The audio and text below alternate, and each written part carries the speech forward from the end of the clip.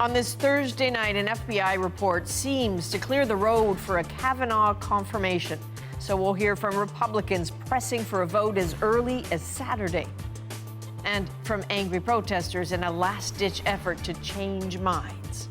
Is the U.S. about to become even more divided? Also tonight, the shakeup in this country's politics, provincial style. Are new alliances a threat to Ottawa? At Issue has the answers. And Russian spies nabbed in the act of hacking, what they were up to, and the clues that got them caught. Plus the Canadian connection. This is The National.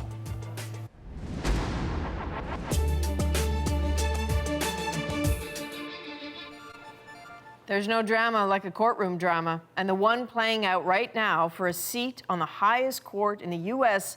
is shaping up to be an epic drama. Americans are shouting at each other over a nasty divide. Confirm Kavanaugh or cancel him? The answer is coming very soon. The CBC's Paul Hunter brings us up to speed.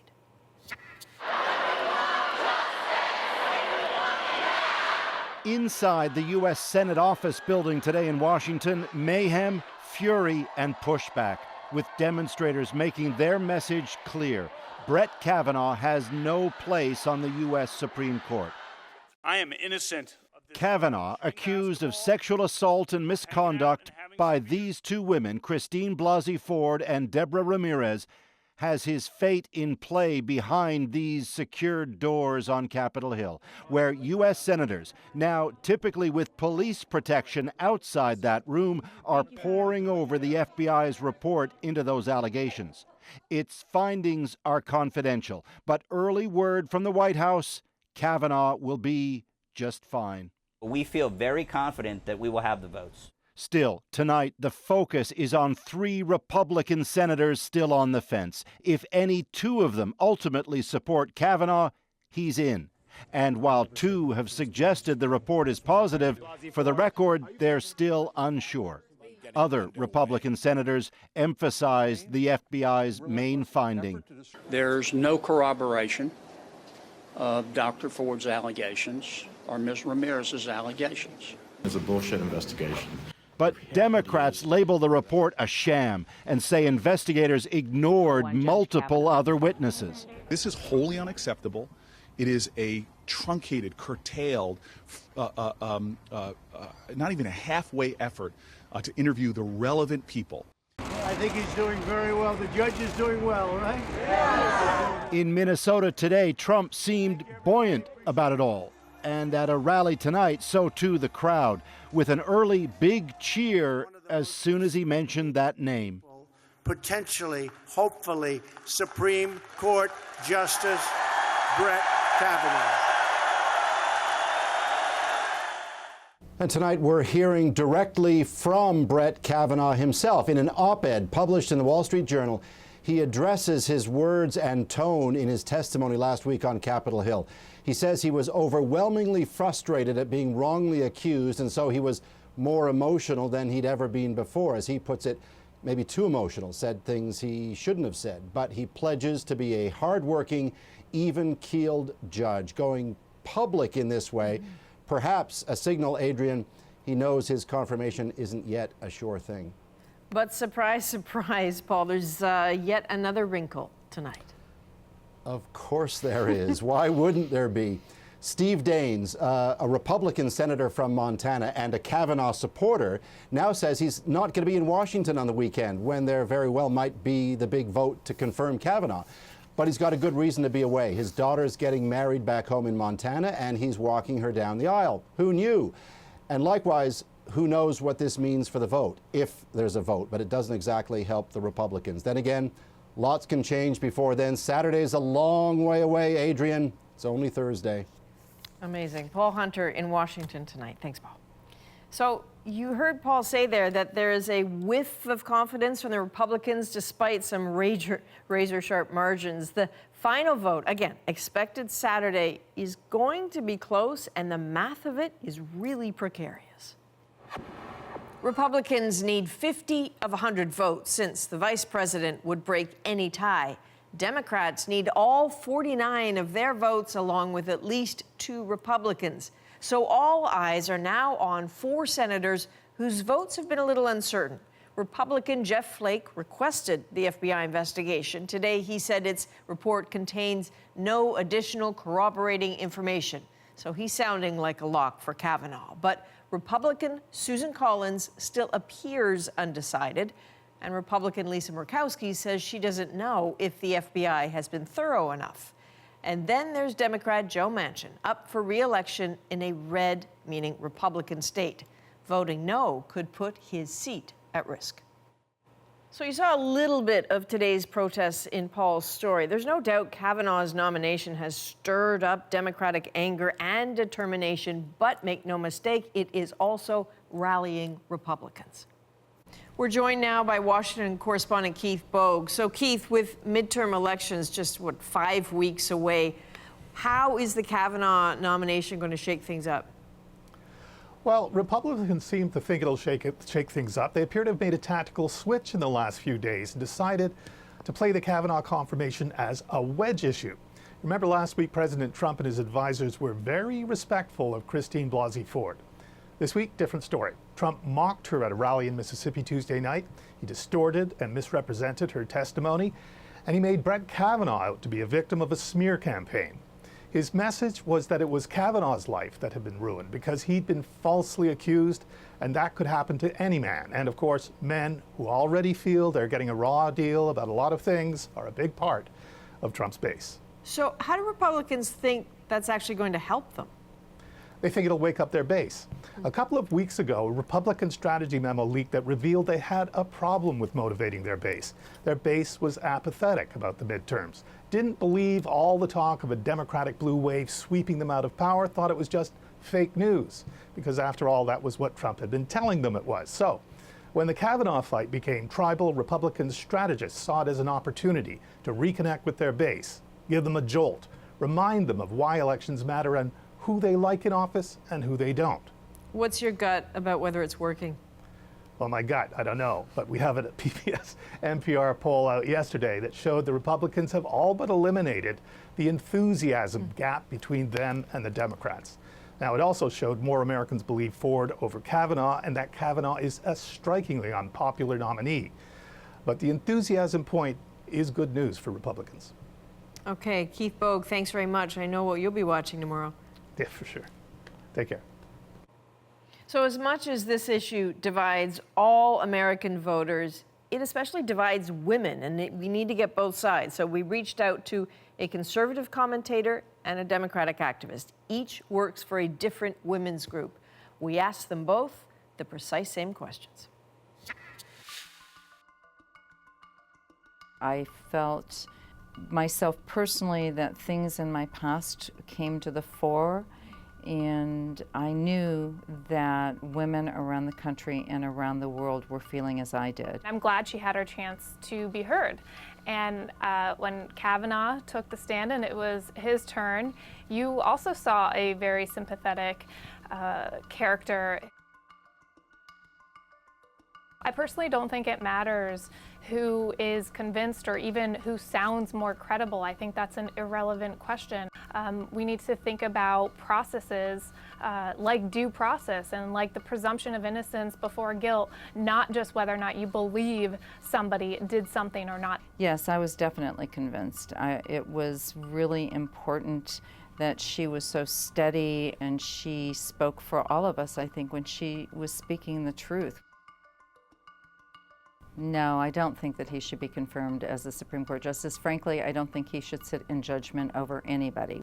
I think Judge Kavanaugh is beyond qualified for the Supreme Court. I think it's really unfortunate and unfair what he's had to go through in this process to get there. I also think there are facts to defend what he said. What he said when he blamed a lot of these allegations on the left. We know that liberal groups have been involved in this smear campaign. You know, I really think this has nothing to do with politics at all. This has to do with violence. It has to do with disrespect of women. It will divide us even further as far as privileged white people are concerned, in particular white men. However, I think it will bring more and more women together. America was deeply divided before Judge Kavanaugh was nominated to the Supreme Court, and I think we will remain a deeply divided country. And there is yet another angle on this story in our newsletter today, including the tenor of the talk online. Facebook, which had been slammed for an anti-conservative bias, is now being accused of tipping the favor of the president. You can read how all that's playing out, and then you can subscribe to the newsletter at cbcnews.ca/The National. Let's move to an ongoing political drama in this country as provinces line up in the fight against the federal government's carbon tax.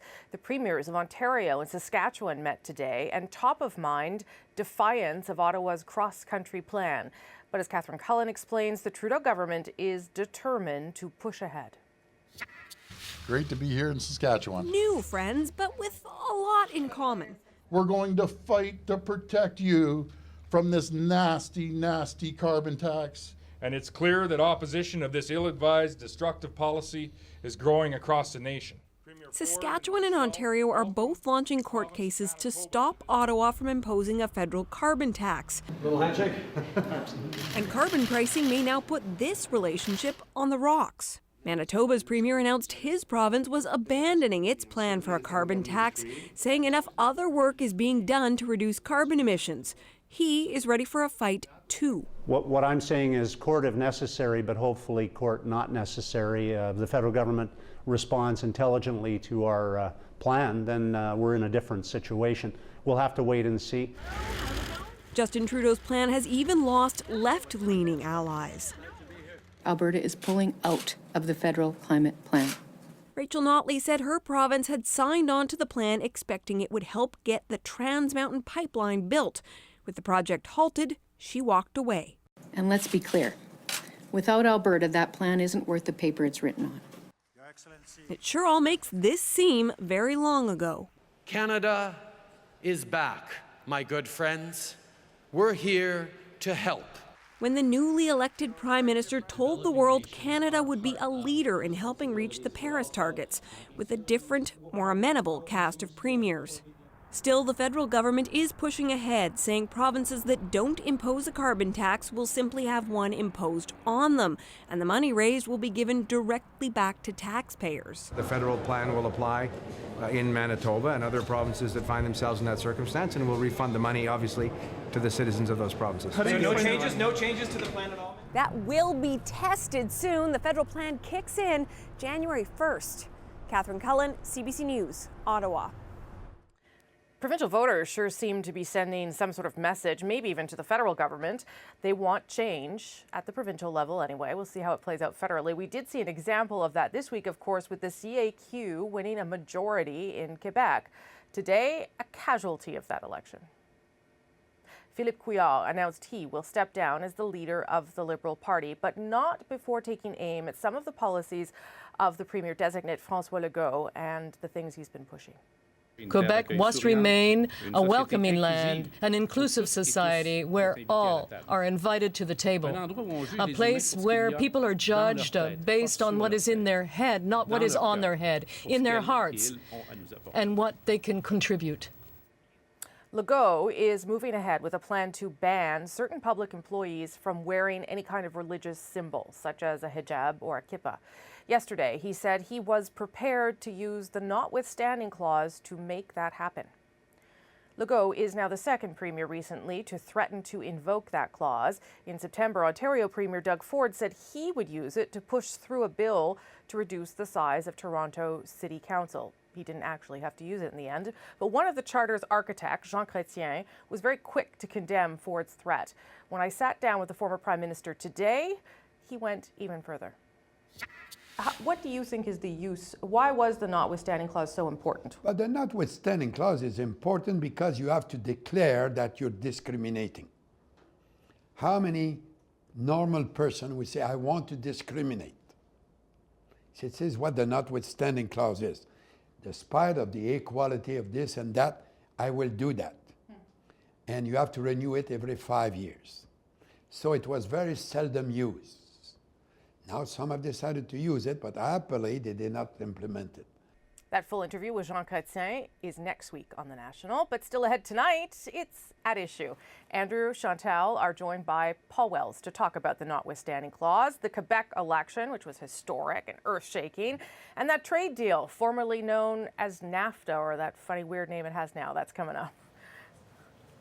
Western nations, including Canada, joined together today to call out Russia for a series of brazen international cyber attacks. And they came armed with new evidence that Russia's military intelligence agency, the GRU, is behind it all. This is a criminal conspiracy which caused real harm to real victims. 3 news conferences in 3 countries accusing Russian cyber spies. Among those hacked, 2 Canadian-based organizations, the World Anti-Doping Agency in Montreal and the Canadian Centre for Ethics in Sport in Ottawa. In Europe, the agency investigating the 2014 downing of Malaysian jetliner MH17. In the United States, not just a hack, but a cyber attack during the 2016 election. Russia denies it all, but the evidence seems overwhelming, especially relating to the hack into the investigation of Sergei Skripal's poisoning in Salisbury, England. Thomas Dagler has the story. The OPCW in The Hague. Yes, the name may be on full display, but the analysis work inside is top secret. This is the headquarters of the chemical weapons watchdog, where cameras caught Russian military spies doing reconnaissance. Why the OPCW? It was investigating the poisoning of a former Russian spy, trying to determine if the chemical used was of Russian origin. The 4 men had traveled on diplomatic passports, flying to Amsterdam the day before, picked up at the airport by a Russian embassy official on the right. The unit involved has sent officers around the world to conduct brazen, close-access cyber operations. The men parked this rented car just outside the OPCW building, their trunk filled with Wi-Fi hacking gear. Seems their MO was to wait for users to log in, then steal their password or spread malware. Dutch intelligence was onto them. As soon as we had the idea that the equipment was getting working, we disrupted the operation. The officers were arrested right there in the parking lot. Then the treasure trove of evidence kept growing, like a taxi receipt from a trip from GRU headquarters in Moscow to the airport, cell phones that had been activated near the Russian spy agency, and found on a laptop a photo of one of the spies taken at the Rio Olympics, where the GRU is known to have been active. You leave at the end, like, digital breadcrumbs, as they say. There's a high level of, intelligence sharing and investigation that went behind all of this. Only trouble is, it's unclear why the spies left a blatant trail of evidence. Could it have been a series of missteps? Or was it Russia deliberately leaving a calling card, perhaps putting the world on notice? Thomas Dagler, CBC News, London. We are live tonight on The National and tracking the latest out of South Carolina, where new details are emerging about yesterday's shooting of 7 police officers. A somber procession today as the body of the officer killed was taken to a funeral home. 6 other officers were wounded. And the suspected gunman identified today as Fred Hopkins, a 74-year-old disbarred lawyer. A grim milestone in Indonesia today as the number of dead from last week's earthquake and tsunami surged past 1,500. That number could rise even further as crews continue their painstaking search of the rubble for victims. Still ahead on The National, the outpouring of community support that saved Winnipeg's Santa Claus Parade. So many childhood memories. You don't want to miss our moment. And Maclean's magazine pays special tribute to the more than 66,000 Canadians killed during the First World War. The magazine's editor-in-chief will explain. And next, after a string of serious injuries across the country, Marketplace goes undercover to investigate Canadian trampoline parks. I wasn't really thinking anything, just that was fun to jump in. When I hit the foam, then I heard a crack and it really hurt.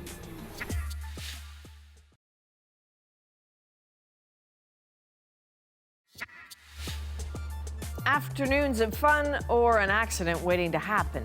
Trampoline parks are now in cities across the country. They are often marketed to kids, and serious injuries there are on the rise. In its latest investigation, Marketplace goes undercover in parks across the country. So here is Chelsea Agro with what they discovered. What were you thinking before you jumped? To jump in. That was it, eh? Yeah, I wasn't really thinking anything. Just that was fun to jump in.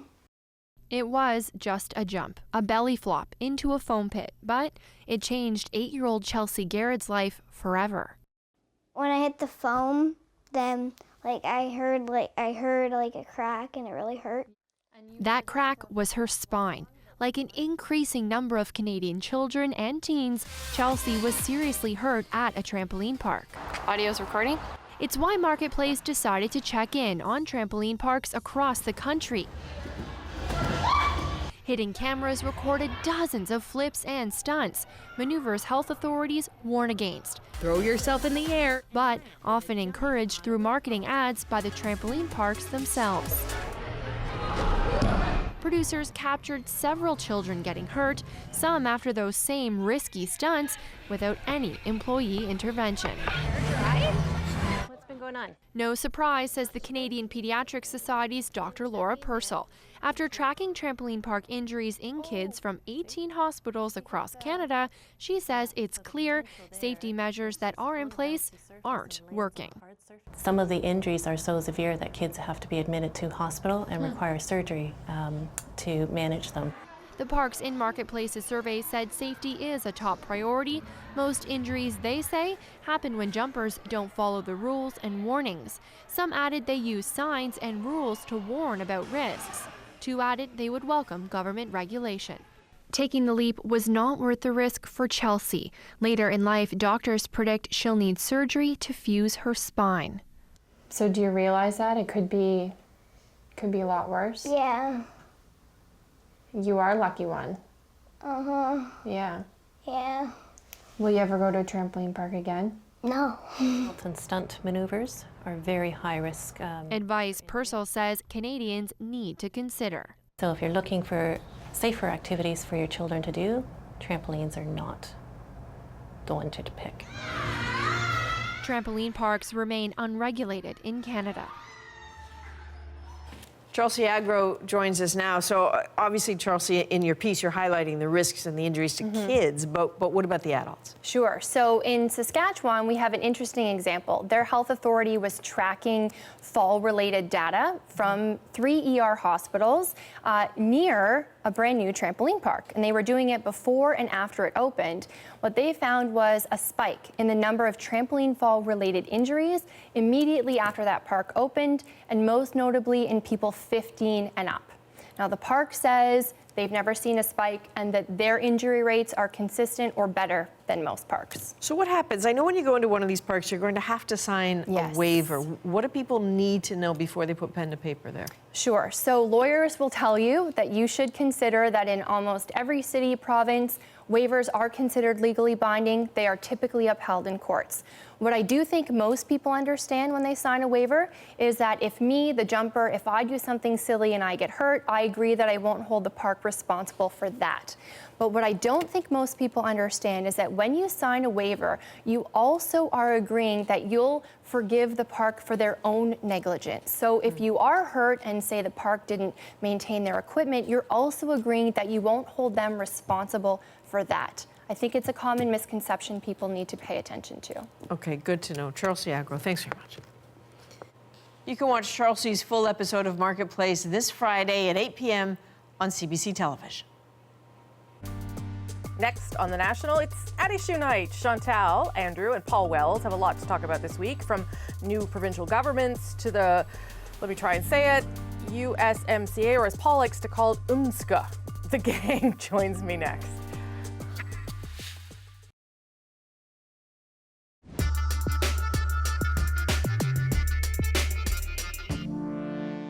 People in an authority position, they must not wear religious signs.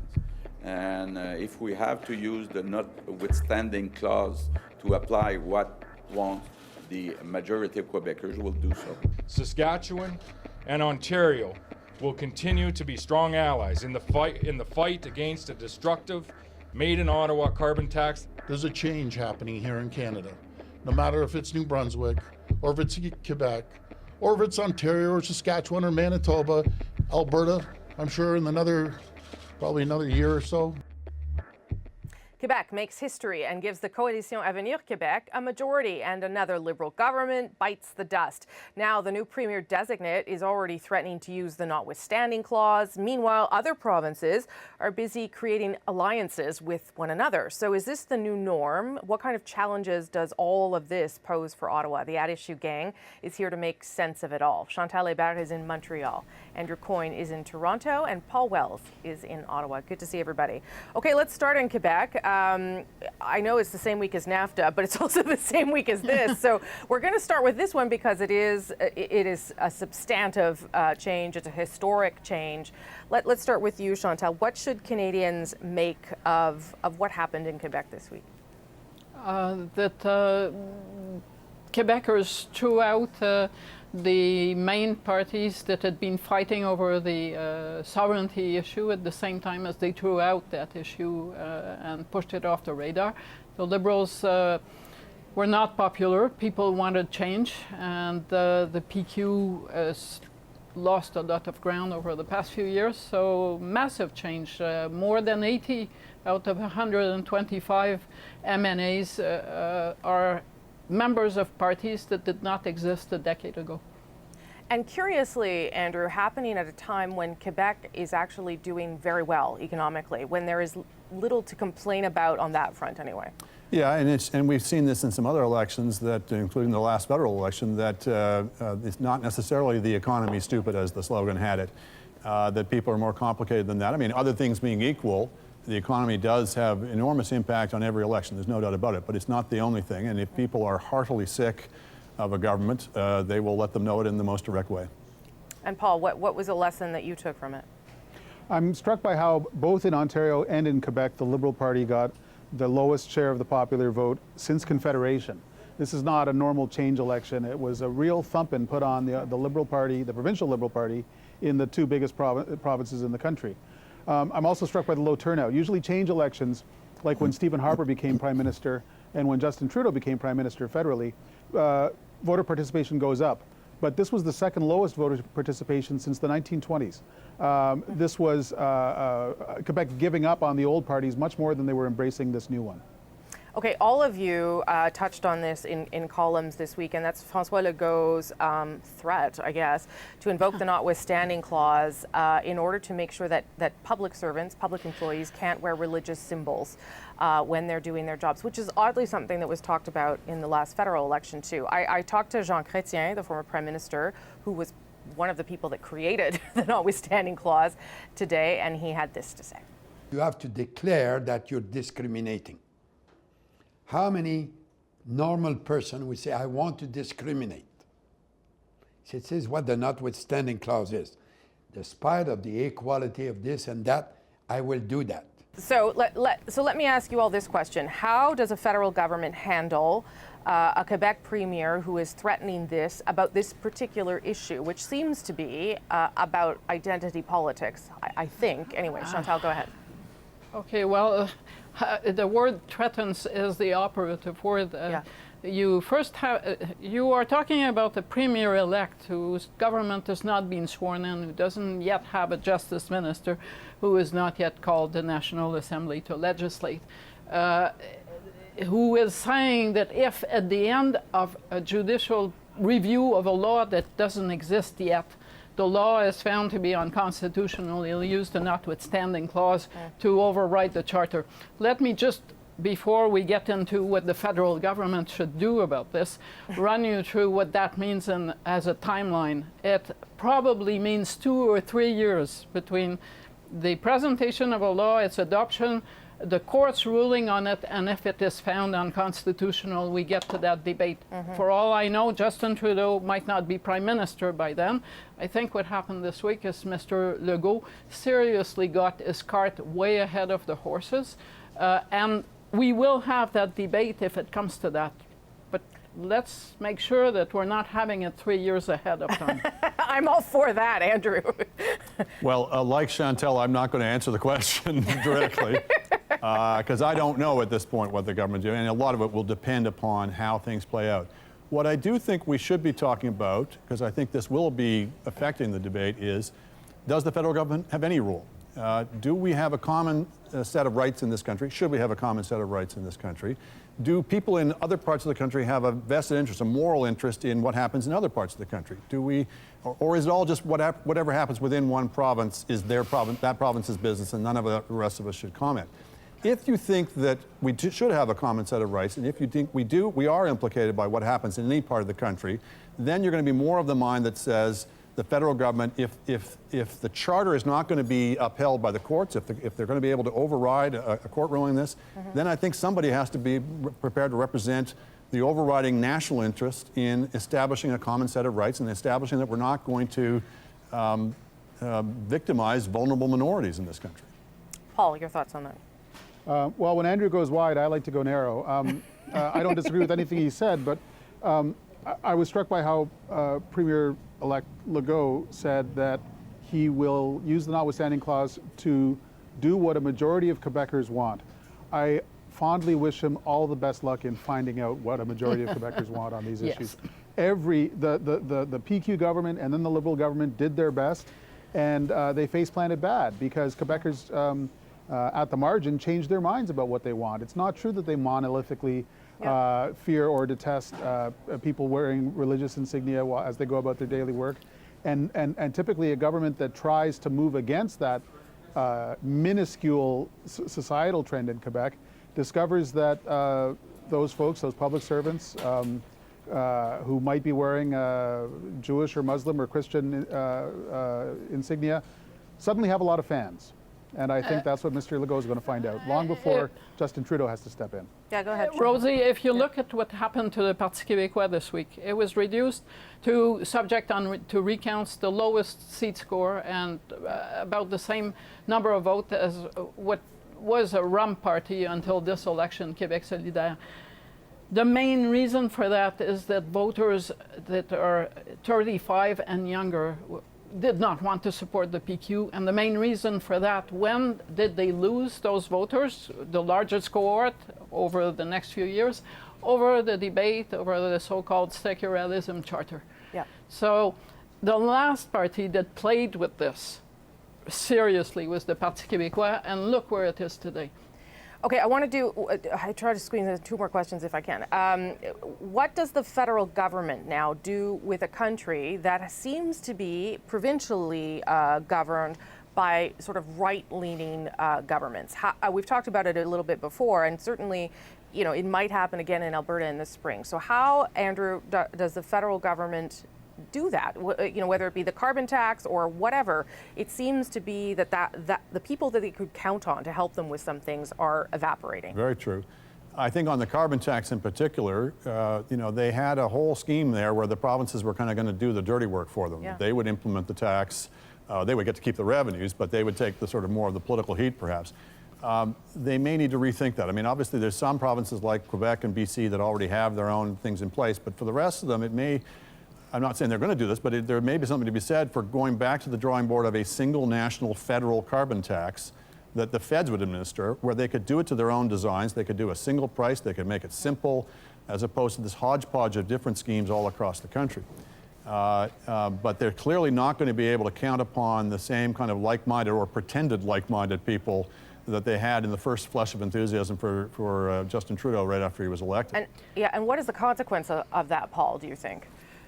The tide has turned really quite markedly against the federal government on this file. And the feds are remarkably in denial about this. The Prime Minister is going to have the premiers to town later this autumn. His plan is not to talk about his carbon price scheme. He wants to talk about internal trade. I went looking for major speeches that the Environment Minister, Catherine McKenna, has given on this file in the last year and a half. She hasn't given any. Op-eds that she might have written for one paper or the other. She hasn't written any. The first step for the government has got to be, surely it's got to be to explain their thinking at a length longer than a tweet. I'm not sure that the way out of this is for the federal government to tell the two provinces, the two large provinces that are cooperating, Quebec and BC, forget about your system, we're going to do our own tax. That would, I suspect, create unanimity against the federal government as opposed to having two large provinces on side.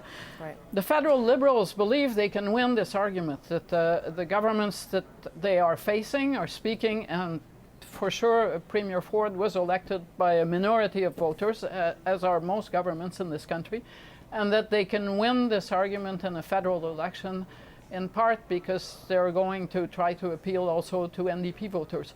Right. I'm not sure that's going to work. It's going to be interesting if they do go in an election on a tax, but I'm not sure that they can't win it either. Just because a government that is conservative says, I don't want to do this, doesn't mean that the federal government cannot try to win a mandate off the people in an election. And I think the political costs of not going ahead with this would be enormous. Yeah. So yes, I I believe think better that to too. go. Yeah, it's not electoral. It's not electoral reform that they can just say goodbye and move on. Okay, I somehow I'm going to do this in 2 minutes. NAFTA 2.0, because I don't know how to say the other thing yet.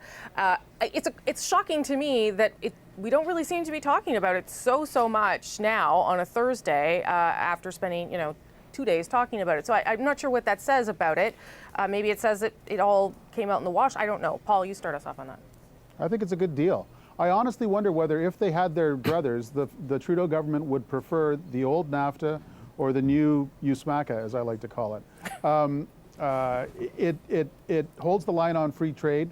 One of the least discussed elements of it is the U.S. tariff schedule, which is 281 pages, thousands of consumer goods, and the tariff attached to each of them is 0. We've been talking about the exceptions to the rule, but the rule is we still have a Continental Free Trade Pact. I think we're not talking about it because it's basically good news. Andrew. I wouldn't be quite as enthusiastic. I don't think it's a good deal. I think this is worse than the NAFTA that preceded it.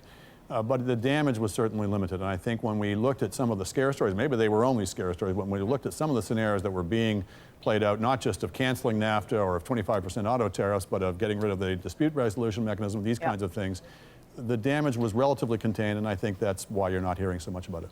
Chantal. I think Paul is right. We're not talking about it because it's a better deal than a lot of people expected. I spoke to someone who was close to the negotiations for it and who you'll understand why does not want to be named, who said, we would say it's a good deal, but Ottawa has told us to keep the lid on that because we're being watched by people south of the border, and we don't want to say that we're happy with it.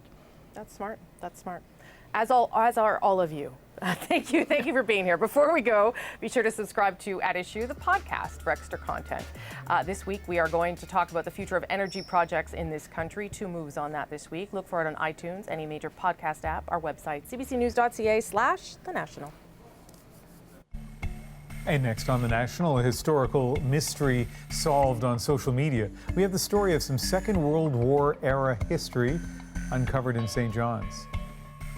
The sign had been cut up into pieces and was about to be shoveled into a dumpster. Someone had tweeted out a photograph and just said, who was Louis Furman? But first, I want to tell you about another story you'll see here tomorrow night on The National. Andrew went to Edmonton to look at how the city is testing out an unusual fix for a noxious problem.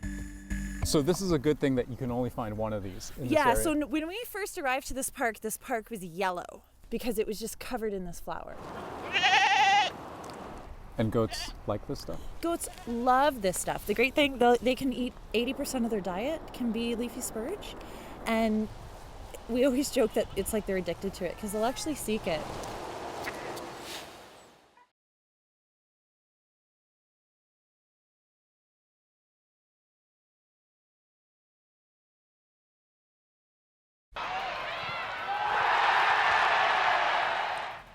Tonight on The National, an update on the controversy over soccer superstar Cristiano Ronaldo after he was accused of rape.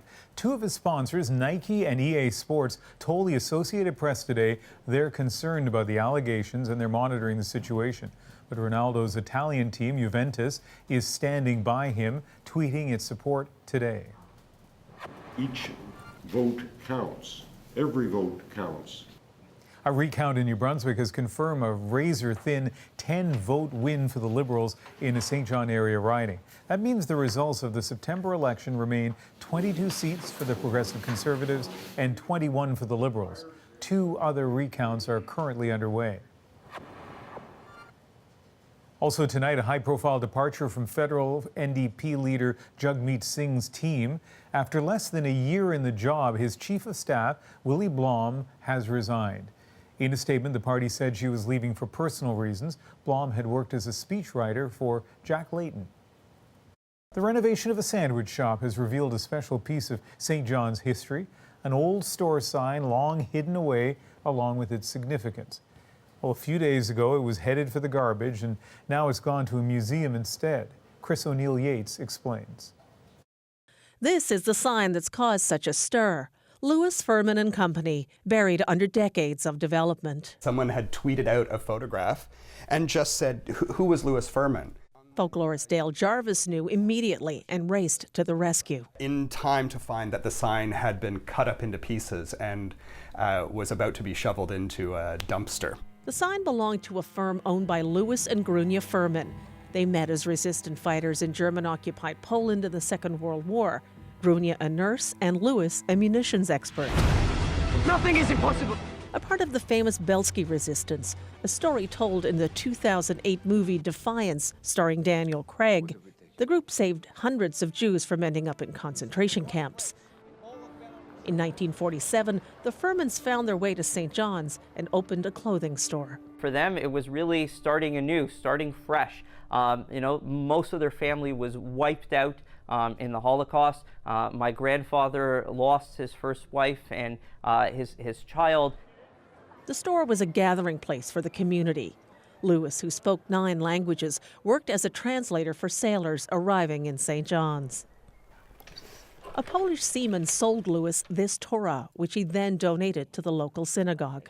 Claire Frankel-Salama met the couple when she moved to St. John's 35 years ago. Their life had been pulled out, from under them, and a lot of them didn't have a chance to finish school, and that's what was open to them was business.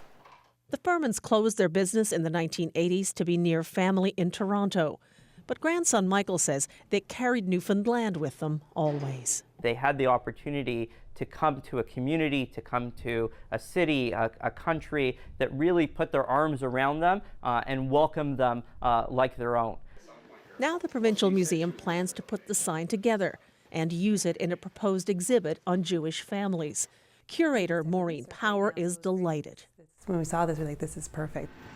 Now recovered from obscurity, not to be forgotten. Chris O'Neill Yates, CBC News, St. John's. After centuries celebrating the big man in red and his merry elves, Winnipeggers thought their annual Santa Claus parade was going to be canceled forever. Until today, the public outpouring to save the parade is our moment. But first, in case you missed it.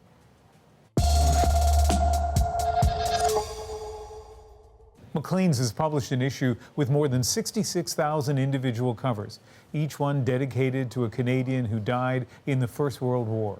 Well, this is the 100th anniversary of the end of the First World War, so we thought this was a really important year to do something a little bit extra special.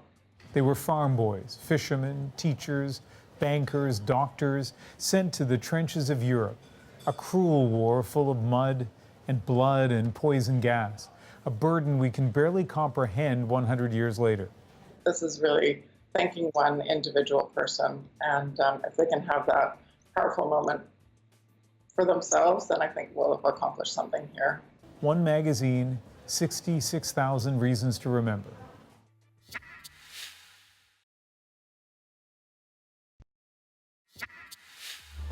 It's been an annual tradition for more than a century. This year, though, the fate of Winnipeg's Santa Claus Parade was put in serious jeopardy after Mr. Claus's float fell into disrepair. So organizers weren't sure where they'd find the money to build a new one, almost had to cancel the parade, so they launched a GoFundMe page and hoped for the best. Boy, did they ever get it. That is our moment of the day.